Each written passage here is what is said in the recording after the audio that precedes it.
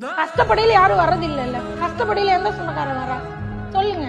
100 உடனே என் சொந்தக்காரன் வரான், உன் சொந்தக்காரன் வரான். 100 இங்க எல்லாரும் சம்பாதிக்கணும், மான மரியாதையா பொழைக்கணும், இப்படி இருக்கணும் அப்படி இருக்கணும். இது எல்லாமே சொந்தக்காரனால தானே, அவனுக்கு நம்மளை தேய்க்கிறனால தானே.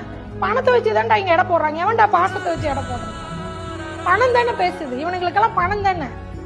அப்பதானே நம்ம வெறி வந்து வெளியே வர்றோம். நான் சம்பாரிச்சு காட்டுறேன், இந்த பணம் தானே, இந்த பணத்தை வச்சுதானே நீ என்னை கேவலப்படுத்துற, அந்த பணத்தை நான் சம்பாரிச்சு காட்டுறேன், நானும் பணக்காரன் ஆகிறேன்னு தானே வெளியே வர்றோம். அந்த அடிமட்ட சுயமரியாதை கேவலப்படாத எவனுமே பணக்காரன் ஆனது இல்லை. புரியுதுங்களா? அந்த செல்ஃப் ரெஸ்பெக்ட் எங்க அடிபடுதோ அங்கதானே நான் சம்பாரிச்சு காட்டுறேன்னு வர்றோம். அதுக்காக தானே இவ்வளவு வெறியோட ஓடுறோம்.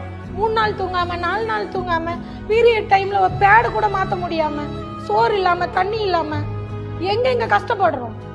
நம்மளுக்கு எவ்வளவு பிரச்சனை இருக்கு. அத்தனை தாண்டி எதுக்காக ஓடுறோம் சொல்லுங்க?